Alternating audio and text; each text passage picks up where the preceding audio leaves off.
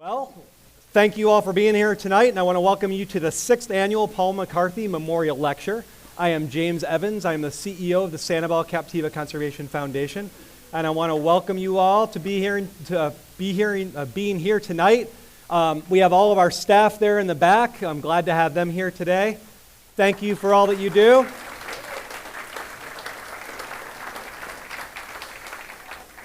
So the Paul McCarthy Memorial Lecture Series was conceived by the Buller Family Foundation, which underwrites this educational series to honor their dear family friend, Paul McCarthy. Paul accomplished many great things in his lifetime. He was active in many local organizations, including serving as a board member or trustee of the Sanibel-Captiva Conservation Foundation, and generously committed his time to benefit our island communities and conservation efforts. Among his great accomplishments, in 1986, Paul founded Captiva Cruises, and today, Captiva Cruises remains the premier eco-heritage tour company focusing on the environment and cultural history of Southwest Florida.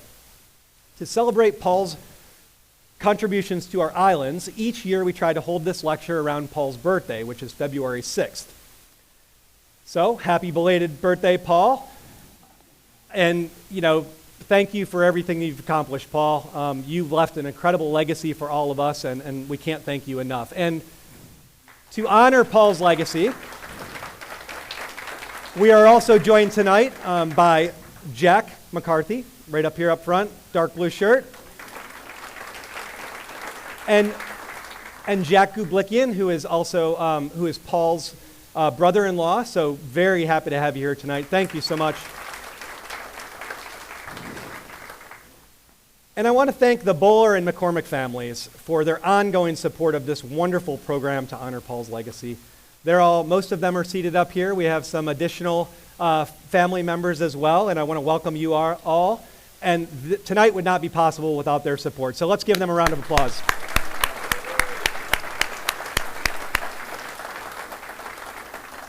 So now it's time for our shameless plug. For those of you that are unfamiliar with the work of SCCF, we are a nonprofit, science-based organization here on Sanibel Island. We were founded in 1967 to protect the unique barrier island resources of Sanibel and Captiva. Today, we are the largest private landowner on Sanibel, and we own and manage over 2,100 acres of land in Southwest Florida. Our mission is to protect and care for Southwest Florida's coastal ecosystems. And over the past 56 years, SCCF has grown from its humble beginnings as a land trust to include our wildlife and habitat management, focusing on sea turtle and shorebird conservation, coastal wildlife research and monitoring, again, sea turtle and shorebird monitoring, environmental policy, marine research and monitoring, our native landscapes and garden center, and our youth education through the Sanibel Sea School. And we could not do the wonderful work that we do without your support. So thank you all for your generous support and allowing us to do the great work that we do. I am delighted to have the opportunity to sit down with tonight's distinguished guest, Elizabeth Kolbert, and have a conversation about her work and the future of our future. Elizabeth is one of the foremost communicators on climate and biodiversity. She has been a staff writer at The New Yorker since 1999. Previously, she worked at The Times, where she wrote the Metro Matters column and served as the paper's Albany bureau chief. Her 3-part series on global warming, The Climate of Man, won the 2006 National Magazine Award for Public Interest. In 2010, she received the National Magazine Award for Reviews and Criticism. She is the editor of the Best American Science in National Writing, 2009, and the author of The Prophet of Love and Other Tales of Power and Deceit. She also wrote field notes from a Catastrophe, the Sixth Extinction, for which she won the Pulitzer Prize for general nonfiction in 2015. She received the Blake Dodd Prize for the American Academy of Arts and Letters in 2017, and her latest book is Under a White Sky, The Nature of the Future. Elizabeth has just completed a new book that will be released on March 26th, H is for Hope, Climate Change A to Z. Please join me in welcoming Elizabeth Kolbert.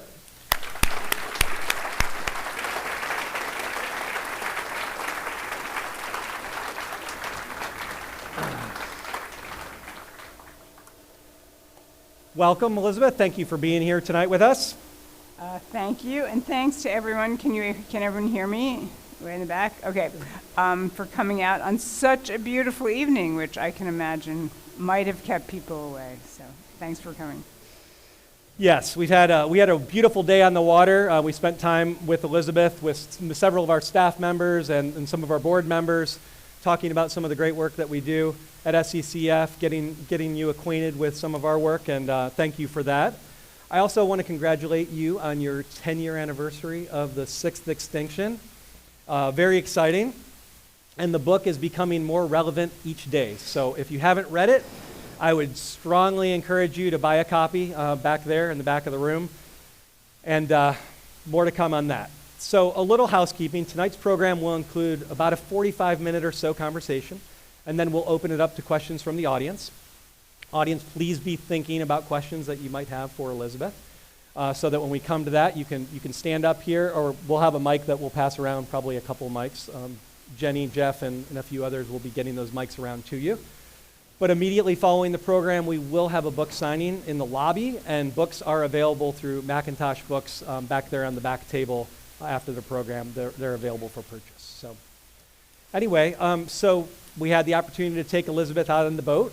We picked her up from Tween Waters, and we spent some time in Pine Island Sound, showing you some of our lands and talking a little bit about the work we do through our different program areas. And do you have any opening comments or remarks that you'd like to open with before we kind of jump right into the questions? Well, I'm actually also on the board of our local land trust, the Williamstown Rural Lands Foundation, and I am super impressed with all that you are doing. I actually really do know how hard it is to get these projects off the ground and get them funded and get volunteers and dedicated people to keep them up year after year. So it's a very impressive organization that you're all part of, and you should be proud of it. Thank you, appreciate that. So our conversation tonight will center around the questions related to a few of your books, focused on climate and biodiversity, including Field Notes from a Catastrophe, The Sixth Extinction, and Under a White Sky. Of course, all questions are fair game when it comes to the audience questions, but I'm going to focus my questions on a few of the topics, which are really going to be conservation and biodiversity, distribution or redistribution of species, mostly related to humans, climate change, geoengineering, focusing on the reliance on emerging technologies to bail us out of the problems that we've created for ourselves. And finally, education and communication. Education and communication is really important so that we can communicate with people about the impacts of climate change and get people to embrace renewable energy or whatever it is so that we can get out of this climate crisis that we're in. So without further ado, do you want to go ahead and get started? Sure. All right. So I'm gonna throw you a couple of softball questions here to start off. Good.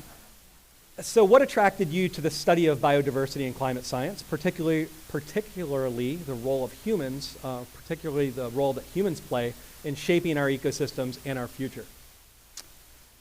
Well, it's a long, complicated story, which I'll tell you the abridged version. I went to Greenland in 2001, and that was a moment when it was still possible to be a pretty well-informed person and say, okay, well, there's still sort of debate over climate change. And the scientists I met at the top of the Greenland ice sheet were geophysicists, and they said to me, well, there's really no debate over the science of climate change. And I got this idea in my head that I was going to write a piece that was going to sort of put this debate to rest. It turned out to be a wonderfully naive notion, but I was going to do that. So I wrote a 3-part series on climate change. It's basically what became that book. And from there, one thing sort of led to another, and I came to see climate change as just one of the ways that people were changing the planet on a really dramatic scale, on a geological scale. This idea that's become known as the Anthropocene, that we are now defining the geological moment that we live in. And that kind of led me in a roundabout sort of way to write the Sixth Extinction, which I still have a hard trouble saying. Okay, so let's jump into a couple of questions about conservation and biodiversity. So one of the arguments against conservation and environmentalism generally is that the Earth is naturally prone to disturbance, cyclic events, and that human impacts don't really matter in the grand scheme of things, even given the increased rate of change that you describe in the Sixth Extinction. What is the counter-argument to this? Why should people care about conservation? Well, if you want to say human impacts don't matter, then it seems to me the next thing that you have to be willing to say is that humans don't matter. Because you are not fixing these problems that we are creating. We are not fixing them on a human timescale. And the real ultimate worry that hangs behind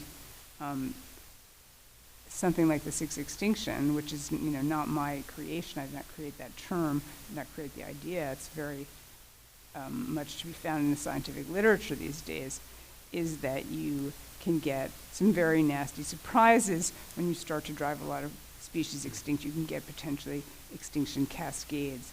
And we don't really know, and I think you all in Florida are actually seeing this in a pretty interesting way, sort of maybe on the front lines of it. You don't know what species are really going to get you and really alter the fabric of life that we ourselves depend on. So, it's true that there have always been extinctions. It's true that there have always been disturbances like hurricanes and droughts. But I think to really appreciate what's going on, you have to appreciate the scale of what we're doing and the way in which we are changing so many very fundamental, biological, geochemical processes. Once again, Florida is like the epicenter of that, changing the phosphorus cycle. You are seeing the results of that in a very, very profound way here now. Yeah, and thank you. And it was mentioned several times in the Sixth Extinction, the plight of amphibian species, which is one of the oldest animal groups on Earth and an important indicator of ecosystem health. Yet they have suffered astounding extinction rates in recent decades. We are experiencing significant declines in amphibian populations and diversity here in Southwest Florida. And it's often related to growth and loss of habitat, among other pressures, often related to human pressures. Why is amphibian conservation so important? Well, I think amphibians are, they're survivors. They've survived. Amphibians have been around for hundreds of millions of years, and they have survived some of the great mass extinctions of the past. They pulled through. When the dinosaurs died off, the amphibians pulled through. They have, so they are survivors. So if you're losing your amphibians, you should be thinking carefully, because they are not, very delicate, fragile little creatures. Now, one thing that they have that they require is many of them require sort of two different habitats. When they need to lay their eggs, many lay eggs in water, and then they live on dry land. So you need both habitats, both forms of habitat to be intact. And when you think about, what we're doing, and I know I'm not a South Floridian, but I know there's lots of it going on in South Florida where we're changing the hydrology. That is really, really tough on amphibians. And they don't need much. They, like in the Northeast, I assume it's true here too, there are spring ephemeral ponds. If they have enough, little ponds to lay their eggs, and then they'll dry up over the course of the summer, but as long as some of those tadpoles get through the cycle, they can survive. But if you start draining them, there's just not enough. There's not enough water. They get hit by a really bad drought. You can lose, 1 year of reproduction. You can do that once. You can do that twice, but they're not that long-lived. And then you're in real trouble. Yeah, and as many of you know, we're losing wetlands in Southwest Florida at an alarming rate with the development that's occurring throughout Lee County, Collier County, and of course, that's really threatening a lot of the amphibian populations here in Southwest Florida. So In the Sixth Extinction, you talk about captive breeding programs and the importance of protecting species on the brink of extinction.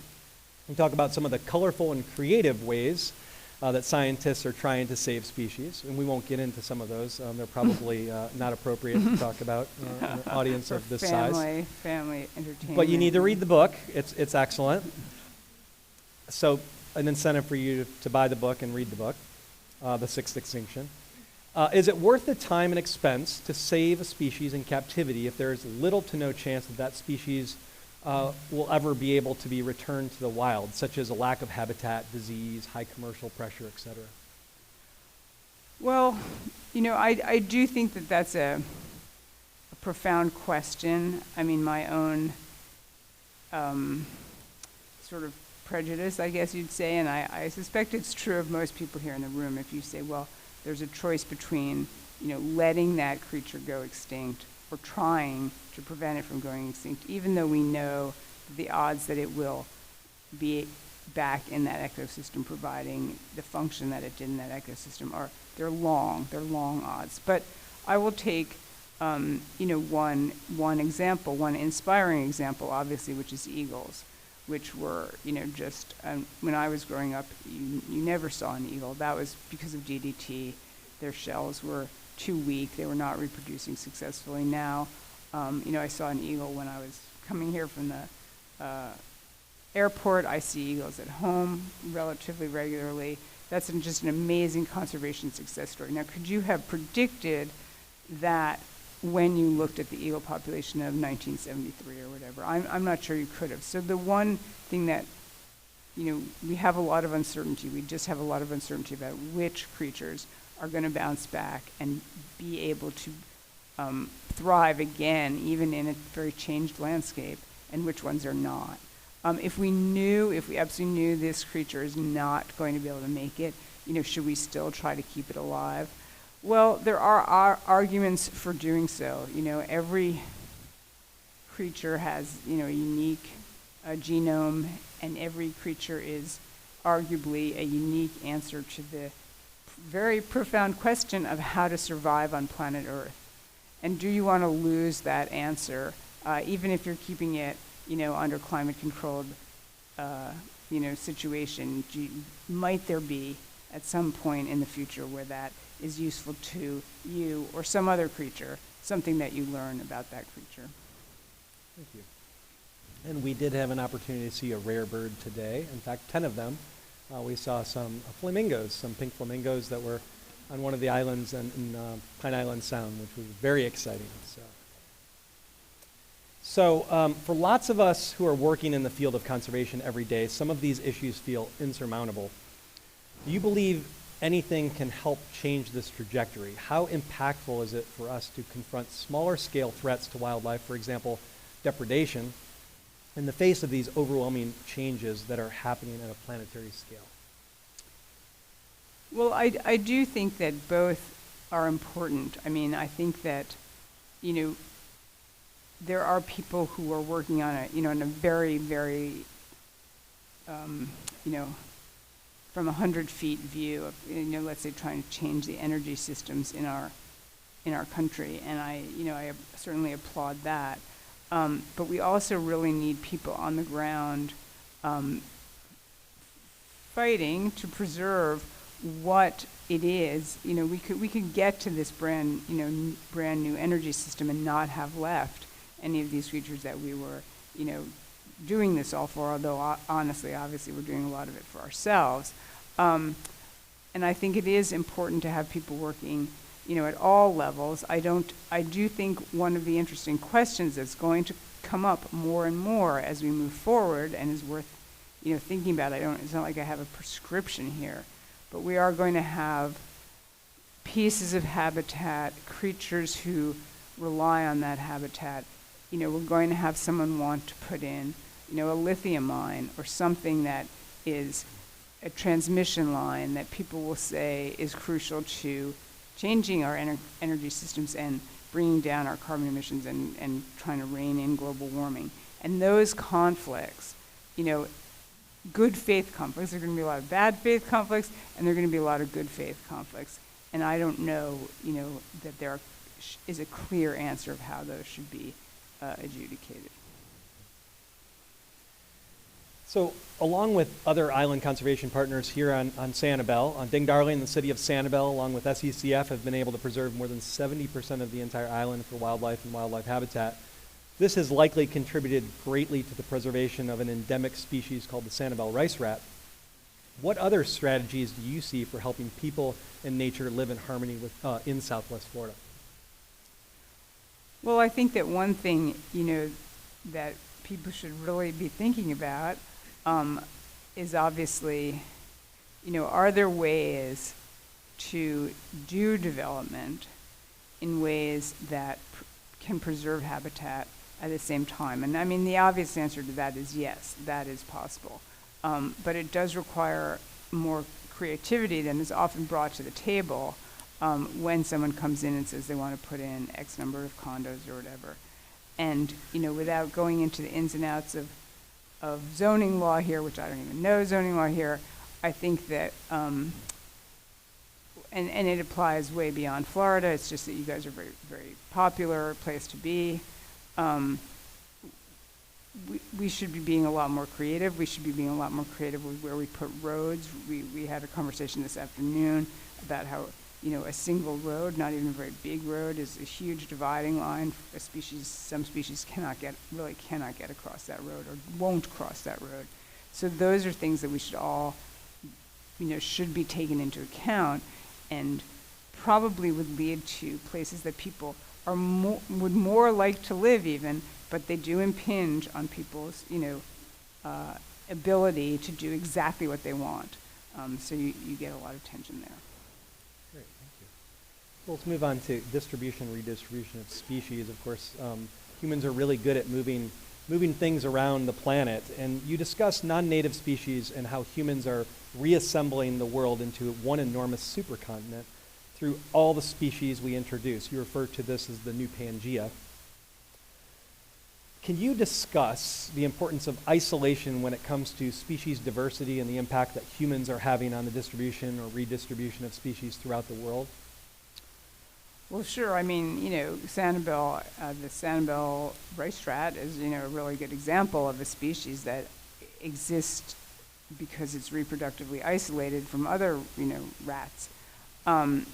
And that's the, extraordinary beauty and diversity of our world, is that we have that's sort of a precondition for speciation. You have to somehow be isolated. It doesn't necessarily have to be physically, but some barrier has to arise that prevents you from reproducing, with that other species, and then you become two species. And when we bring species around the world, which we are constantly doing, and there are gazillions of examples of that right here in Sanibel as well, we're sort of homogenizing the whole world so that, there may be even more species on a certain level here than there were, let's say, 20, 30 years ago, because there's so many new species here. But then the unique species are being driven to extinction all around the world. I mean, I'm not just talking about Sanibel, all around the world. Many of the species that you will read about who are on the edge of extinction are island species, or species that have a very restricted range, and they are being bullied, basically, by these species. So we run this danger, and there are many theoretical experiments that show this, but we're now conducting an actual, whole world experiment where Florida and Sanibel and California, everything place is going to have the same species. It's a semi-functional, but in some cases, maybe not functional. Once again, the question of whether these ecosystems are functional is a big one, and a very active subject of research. But basically, you just are going to you're going to lose the marvelous, unique species that we had, and you're going to get ecosystems that are all the same. They all have a cardinal, they all have a grackle, they all have a sparrow, but the wonderful birds that people love to see, who are unusual, are going to wink out. All right, so we're going to move on to some questions about climate change. Our community is still recovering from Hurricane Ian. It's becoming clear that climate change is resulting in more intense storms that spin up very quickly, resulting in less time for our communities to prepare and evacuate.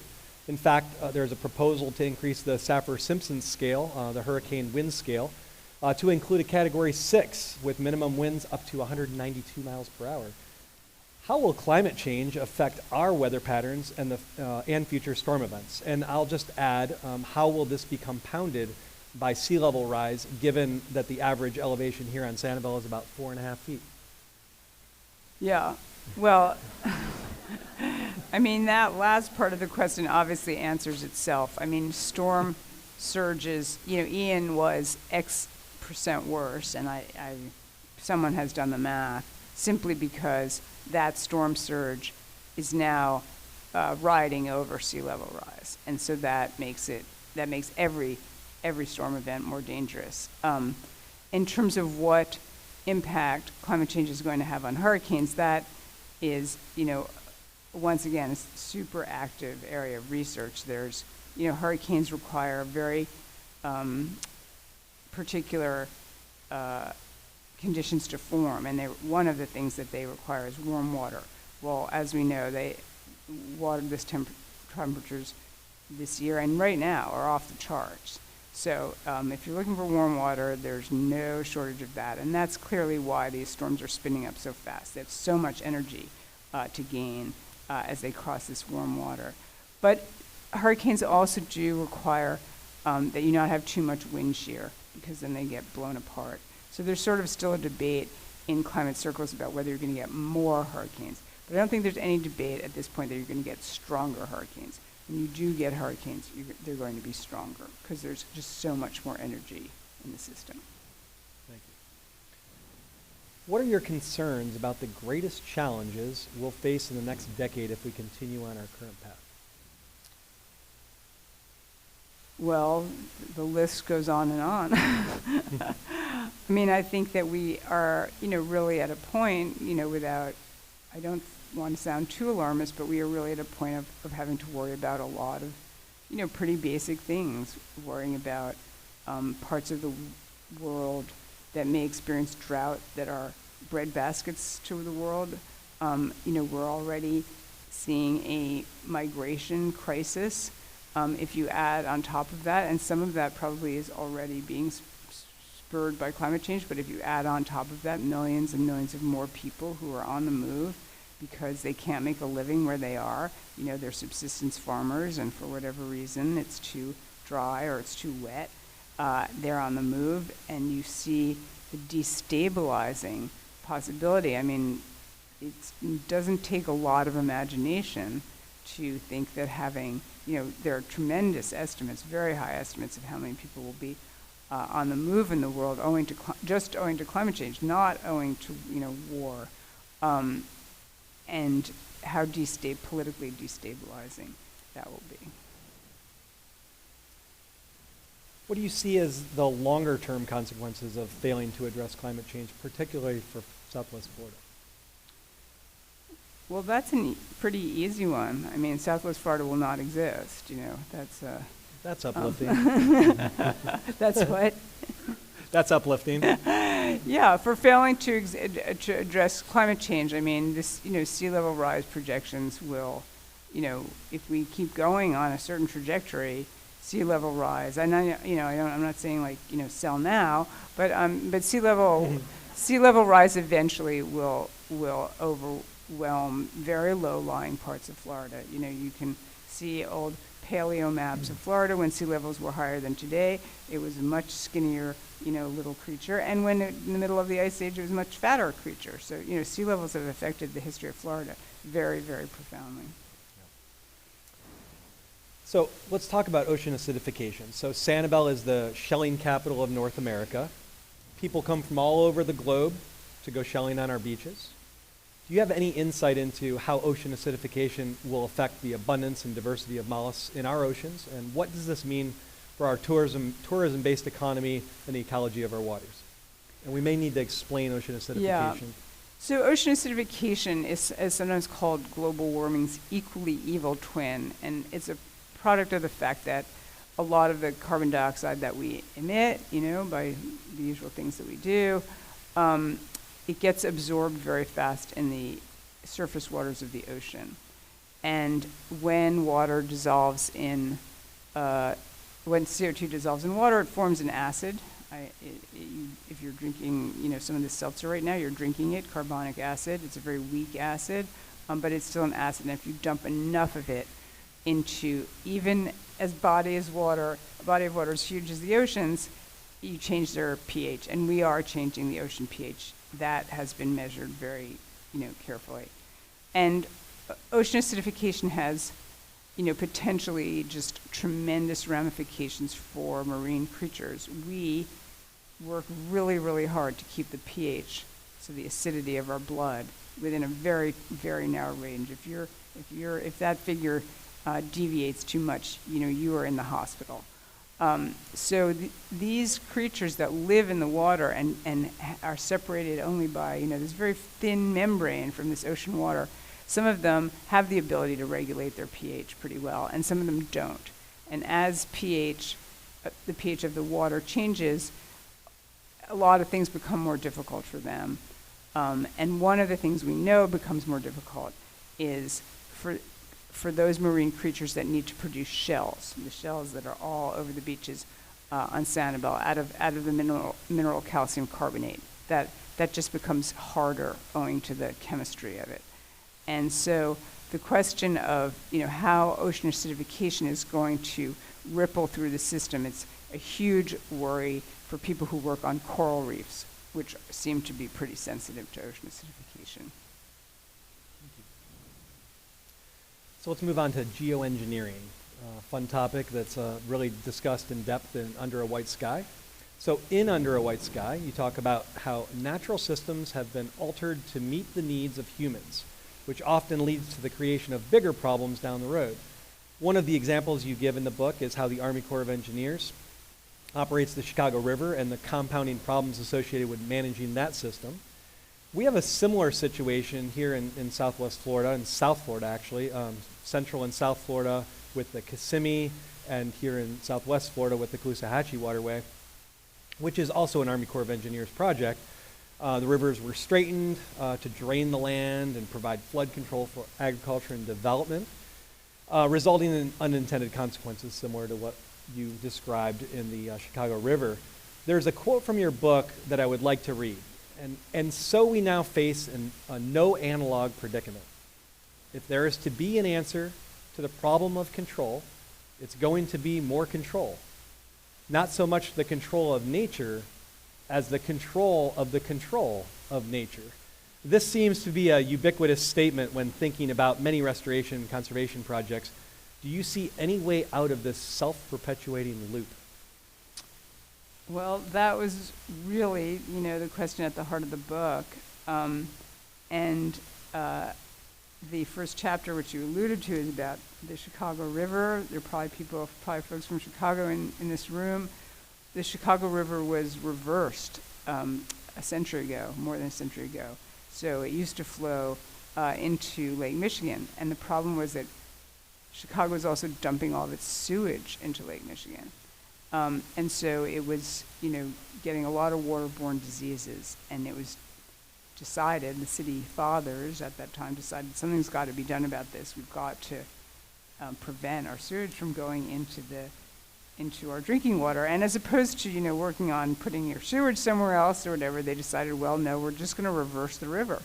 And now the river's not going to flow into Lake Michigan. It's going to flow south. Our waste is going to go flow south to St. Louis. St. Louis was not happy about this at all. And then, just keep on, winging by New Orleans and get dumped in the Gulf of Mexico. And that is exactly what happens now to Chicago sewage. But in the course of building this canal that enabled them to reverse the flow of the river, which when you think about it is quite an amazing feat, they basically connected the Great Lakes watershed and the Mississippi watershed, which had been separated. And that has allowed the passage from one waterway to the other of invasive species, and both water systems now are heavily, heavily invaded. So Congress came up with this imperative to the Army Corps of Engineers, who always shows up. They always show up in all of these stories. Do something about this. We don't want these invasive species moving around. And what the Army Corps of Engineers came up with was an electric barrier.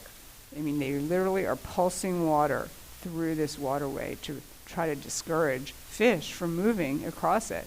But they're not convinced that this is going to work, so they're building another barrier, a $1 billion project. It's starting right now, like even as we speak. This is going to get built, which is going to pulse not just electricity, but there's going to be bubbles and noise, I think.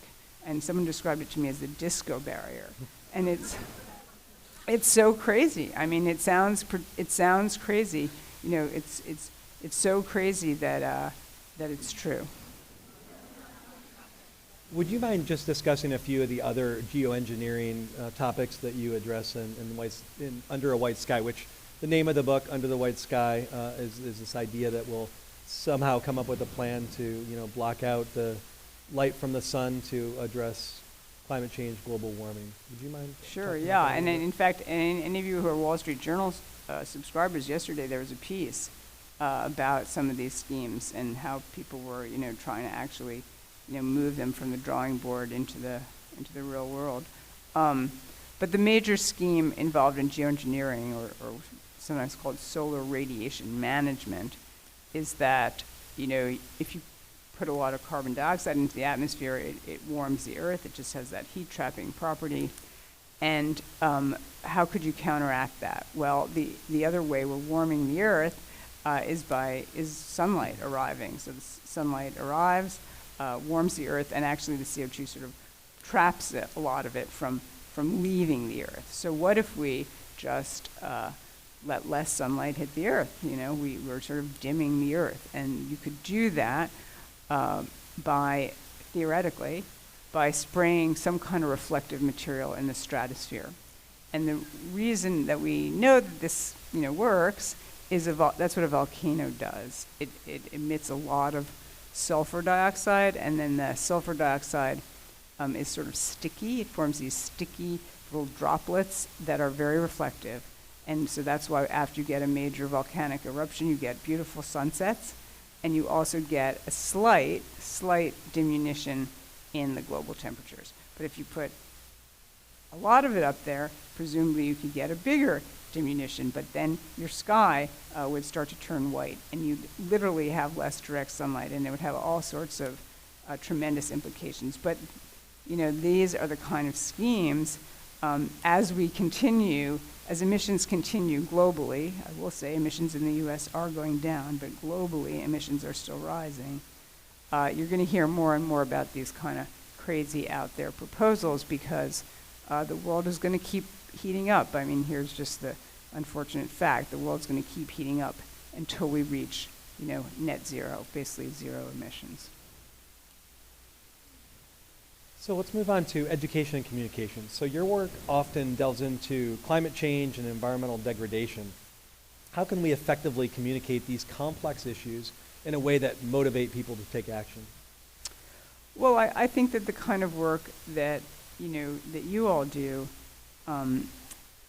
at the Conservation Foundation is crucial. I think that people do have to be invested in, and it probably helps to be invested in a place, a single place that people love and people have a relationship to. It probably is very difficult to get people to care, about things just completely in the abstract. So I think that, all education does have a relationship building component, I think. We come to care about things, or I suppose the best education. And so I think that really is critical. Now, that you guys are really lucky, obviously, to have as your canvas, this beautiful space. I guess the question then becomes, what do you do when you're in, downtown Chicago, for example? But, you have the wonderful story of the Asian carp. Maybe you take the kids out to see that. Hopeful. We were looking for hopeful, right? Exactly. Creative Exactly. solutions. So what does a balanced world look like to you between humans and the environment? Wow. Well, I think it looks, it looks very different. I mean, there are now, there are now 8 billion people on the planet. And when you do, people have done calculations of the mass of humanity and the mass of our livestock, our mammalian livestock, and compare that to wild mammals, like all the wild mammals that are out there on the planet. And the numbers are shocking. They're really shocking. Like humans and our livestock, we account for something like 20 times as much biomass as wild mammals. And that is, probably not sustainable. So, one of the points that Ed Wilson always made, the great late Ed Wilson, was, our job is to sort of get as many species as possible through this time that he called the bottleneck, this time of maximum human population. Eventually, human populations will start to fall. And our job is to keep as many things alive so that they can sort of flourish again at the end of that point. But I think that one of the imbalances that we're in right now is we simply consume too many resources that other species need. And a more balanced world would leave a lot more for other species. Thank you. So this is going to be the last question before we move on to the audience questions. So your new book is called H is for Hope, Climate Change A to Z. What gives you hope for our future and the Earth, as well as the ecosystems and the species that inhabit it? Well, I mean, what gives me hope is that I think a lot of people, many more people than when I started out, writing about these issues 20 years ago, are very passionate, very committed. The fact that so many people are in the room this afternoon, the fact that the Sanibel-Captiva Conservation Foundation exists, these are all testaments to people's commitment. And I see, more and more people saying, young people who come up to me and say, this is what I want to devote my life to, this issue. And so that gives me hope that I think, the first step to any attempt to, deal with what are huge issues and can't be dealt with, all at one time, obviously, but is to sort of acknowledge that we need to get working here. And I think that acknowledgement, I do see more and more people, I do feel that is spreading. Great, thank you. So we have Matt DePaulis, our Environmental Policy Director, over here with the mic on the right side, and we have Jeff Sawicki, who is our Facilities Manager and Events Planner over here on the left. So raise your hand if you have a question. And it looks like we have one right over here.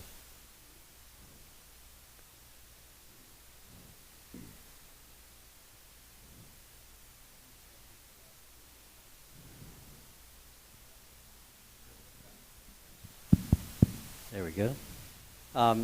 Hi, thank you. As you can imagine, there's a lot of interest in this community in climate resilience on the heels of Hurricane Ian. And this is a unique place. I mean, there's a way that Sanibel has really demonstrated leadership in the country, but certainly in the region, around issues of sustainability and water quality, and we've been a model around those things that have impacted others around us. You gave a very appropriately blunt answer to James's question about if we continue business as usual, what's the future of Southwest Florida look like? As Sanibel looks to the future to become a climate resilient community and a model, there's a lot of discussion in our state, in our region, around adaptation strategies. How can we make buildings stronger? How can we, deal with flooding and whatnot? There's an unfortunate lack of leadership around the mitigation issue, around how do we reduce the future impacts. If Sanibel were to be a model for our region around how we might go about that, could you comment on what that might look like? Yeah, and I think it's I honestly think it's a brilliant idea. I mean, islands have the advantage of what's coming on and what's going off. And I actually did a piece years ago because I couldn't find such a community in the U.S., but I went to Denmark. It was a Danish island. And I wrote a piece about how they had really succeeded in becoming, what we call carbon neutral. They produced as much clean energy as they used. They were, at that point, still driving gasoline-powered cars, but they would sell their electricity that they generated on the mainland, so it sort of offset that. But I think that a place like Sanibel could, really be a model for how we, you're a little bit hamstrung, I'll be frank, because you're so many people are coming in and out from far away. How's that? But let's say once you get to Sanibel, you drive a golf cart, you produce your own power, and so the whole community could be carbon neutral from an electricity standpoint. And then once you started to add local transportation to that, that would be another piece, and you could sort of keep layering on until you were as close to being, a sustainable community as you could be. And I think it's kind of a brilliant idea in a community that recognizes that it is very vulnerable, very, very vulnerable to these global forces over which you have only, a certain amount of control. But which you're trying to, lead the way. This is what the world should be doing.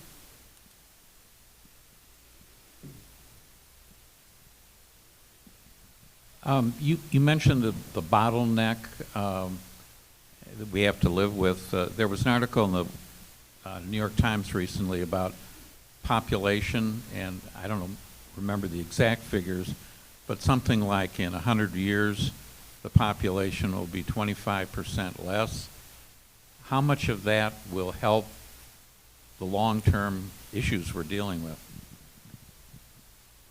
Well, it really depends, predictions are hard to make, especially about the future, as they say. But, 25% fewer people consuming 25% as much energy and, resources, you're exactly where you started from. But all other things being equal, obviously, 25% fewer people would be consuming 25% fewer resources, and theoretically, we should be consuming a lot less than that. So I think that the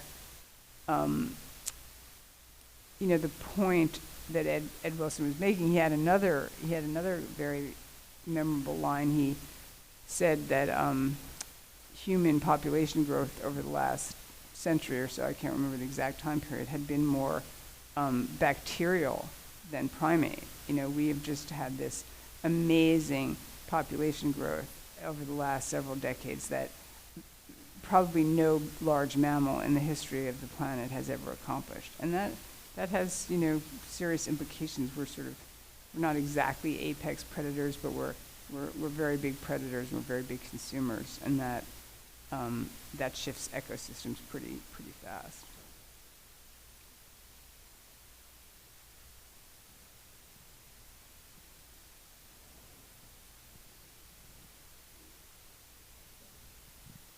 I want to give kudos to you for the New Yorker articles that you write. Thank you. And I urge people to read the New Yorker.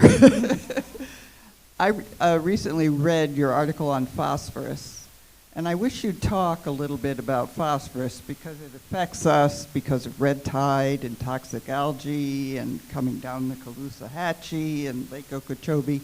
Could you just expand a little about phosphorus in Florida? Thanks. Yeah, sure. So phosphorus is, as everybody knows, a key plant nutrient, and for most of biological history, plants were limited to what ever was, dissolved around them. But then we figured out, and not really very long ago, how to basically just dig it out of the ground. Some of it gets dug out of the ground here in Florida. There is big phosphorus mining here in Florida, but the biggest phosphorus mines are in Morocco, controls a lot of the world's phosphorus. And that phosphorus that gets spread on our fields, unfortunately a lot of it ends up in our waterways, and that's exactly what has happened here in Florida. I don't know if sugar is a particularly phosphorus-hungry crop. Maybe you all know that. But so whatever gets released from the lake, that's sucked in or gathered in all this, phosphorus-laden water that from the sugar fields, when that gets released, it is has way, way, way more phosphorus than it should, and that is part of the reason, at least in part, why you're getting these big, algae blooms. You just have too much phosphorus in the water, and that's totally changed this, what thrives in the water and what does not.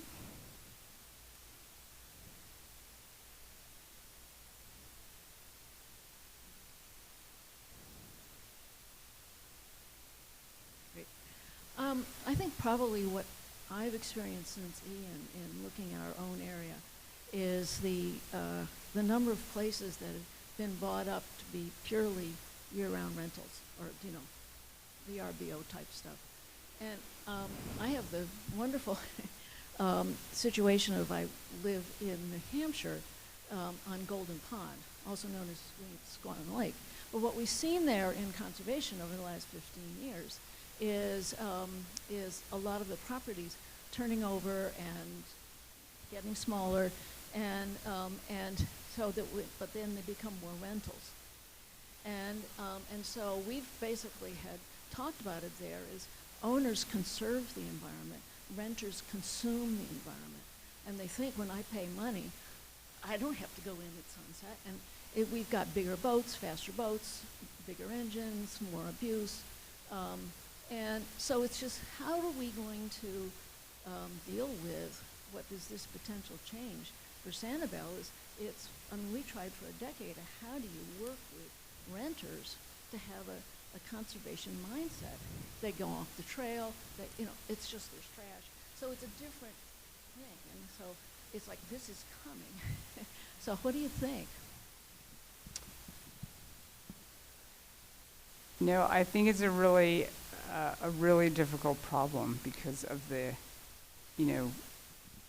system that we live under, and we are not, and perhaps for good reason, willing to tell it to people. I mean, some communities have imposed. I mean, for example, New York just imposed, a huge reduction in the number of Airbnbs. It's really changed New York. All those Airbnbs now will change again, I guess, when they really restrict that. So communities, can take that aspect of things into their own hands to a certain extent, but there's a lot of pushback because a lot of people are making a lot of money Airbnb being their place. So, I don't have a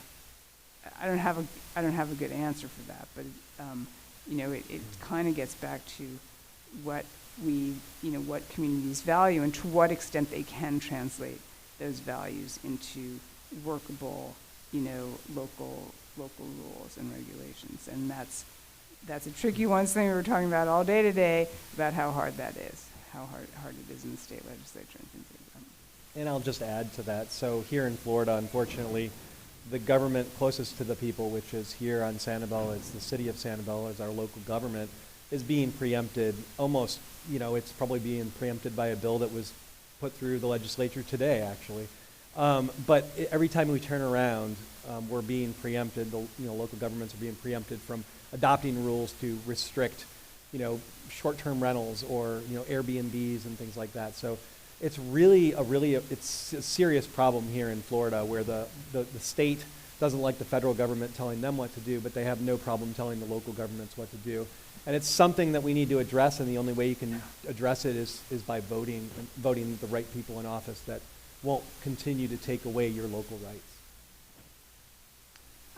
Thank you so much for being here tonight. and thank you to SCCF for organizing this. How much faith do you have in a circular economy? The last time I read about it, we only have 1% worldwide of the circular economy. So our business as usual is we take, we make, and waste. Instead of we borrow, use, and return. So are we still in the 1%? The 1% that's being reused, you're saying? Yeah. Oh yeah. Oh, I wonder if we reuse 1%. That seems high to me. Yeah.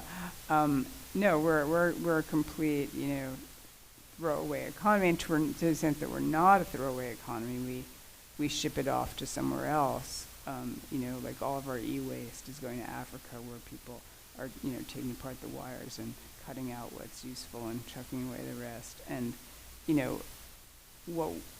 if you really wanted a, circular economy, you would have to arrange it, just totally differently. And I think, that there would be much to be gained from that.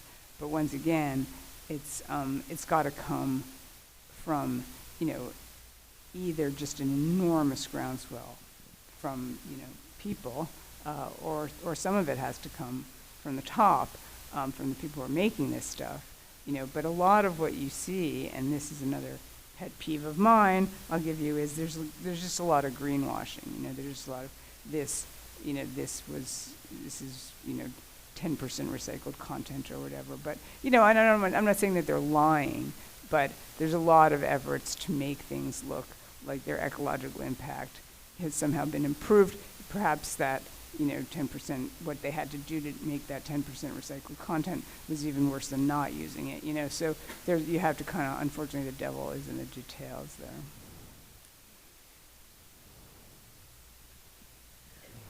Hi.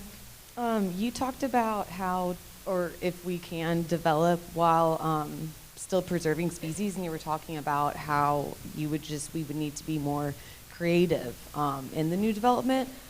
But as human population just continues to increase and increase, eventually, especially particularly in Florida, eventually won't there be a point in which there's no way to continue developing on habitable land for humans without habitat destruction and without other harmful effects to ecosystems and species? And basically, how do we grapple with that? Is it just going to be more migrating out of Florida, or just more destruction, or basically, what's your opinion on that? Well, we're already at that, right? We're already at that point. If you are if you're a frog, we're already at that point. And then the question becomes, well, is it at a certain point, are people going to find it? Well, this is unpleasant or unlivable for me. I'm not, that wonderful Yogi Berra line, nobody goes there anymore, it's too crowded, is there a way in which Florida will undermine itself, as an economic engine? But in terms of, from the perspective of another species, we're already there. Every new development that is being built in Florida is taking habitat that something was living in, and the wonderful way, as I was driving here yesterday, that what do? You just clear the land up, down to the carbonate rock, and then you put up something that wasn't here. Well, very little that did live there is going to still be there when that housing development goes up.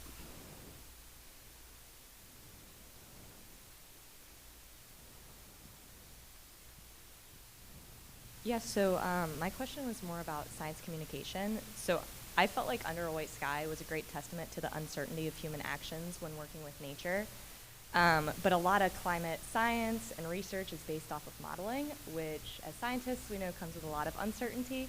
So as science communicators, how do you think we can portray this uncertainty without having people think that we're liars, while also portraying the importance of climate action and other conservation actions, if that makes sense? Yeah, Well, there's another wonderful saying, I'm sure you know, all models are wrong, some are useful. I think that, climate models have done, a pretty good job, predicting where we are right now. They haven't been perfect, but, the question always is, we only have one planet. So here's your choice. You can look at the modeling studies and, with certain caveats, take those to heart, or you can just continue to do what we're doing, and when the experiment, if the experiment goes really, really badly awry, that's it. So what are the options here? We are completely dependent on modeling studies at this point because of this whole planet experiment that we've undertaken. And I think that, people need to understand, if I had a great, strategy for how to convince people to take these issues more seriously, believe me, the world would be a different place. But I think that impressing on people, the stakes are just very, very high. And even if you don't think, even if we can debate, what the odds are, and scientists always are debating what exactly the probabilities of all these things are. But, a risk equals, probability times, damage. And if the damage is to the whole planet, then a pretty low risk is still a very big danger.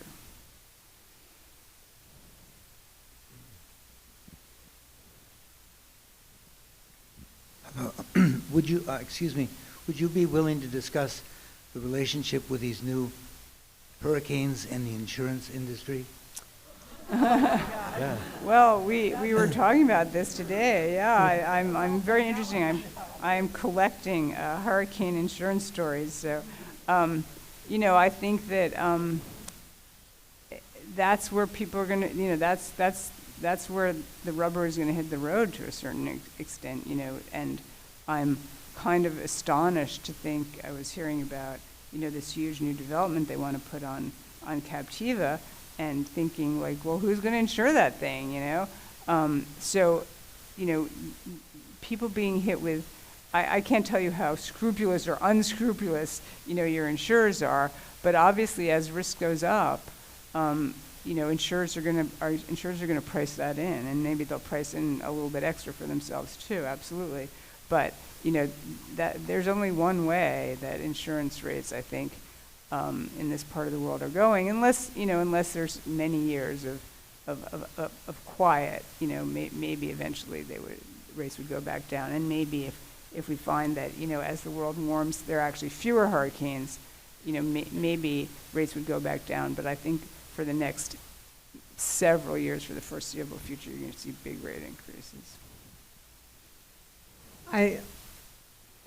My friends have told me I do not want to follow that question because we're all dealing with insurance rates.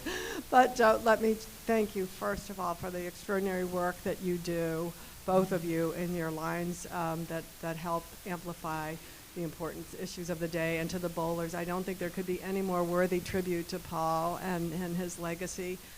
I'm looking at this question from the lens that you mentioned of hope. That in your career you have seen the progress that people have embraced climate change and have seen it as an important issue of our time, and young people, particularly animated by Greta Thunberg, have been so vocal in their elections and ballot box.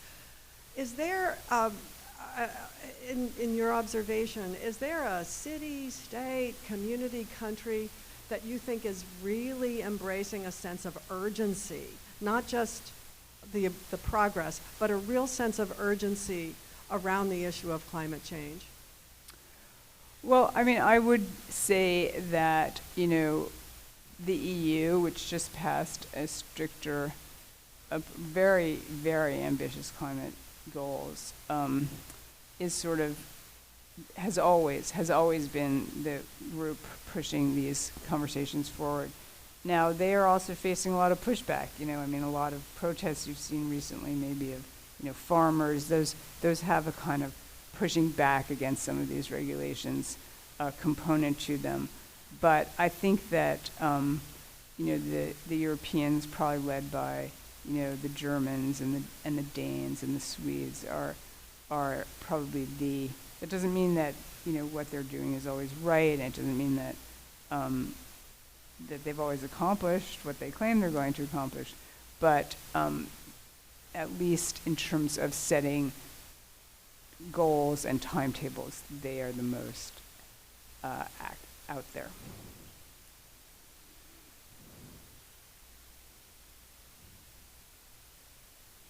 Seems very heavily weighted to the left side. Of the room. Either Matt's not paying attention or we just don't have any questions on the right side here. I'd like to comment on two comments that Dr. Evans, you made about holding people accountable for what they do, the state officials, and then yours about hope, and is there an initiative here where people are really trying to make a difference? Have you heard of the Florida Right to Clean Water Amendment? It is it's a grassroots initiative. It is intense. It's all volunteer, which I guess is synonymous with grassroots. But it's about putting an amendment on the 2026 ballot that would give Floridians the ability to vote on us having the right to clean and healthy waters. We have good best management practices on our legal books to keep our basins clean, to help Lake Okeechobee, and those practices are not being followed by our officials as they do permitting. So this amendment would allow us to hold them accountable if they don't make decisions based on science and us having a right to clean water. So I just wanted to put that out there with this lovely audience. And I'll just mention that SCCF fully endorses the right to clean water. So we've been, Matt, our policy director, has put a number of things out through our e-news and things like that. We fully support it. So it'd be great if clean water is protected through the right to clean water. Any other questions? All right, it looks like we can transition to book signing. Again, Macintosh Books is in the back of the room selling books, and Elizabeth will be out in the lobby signing books. So thank you all. Thank you.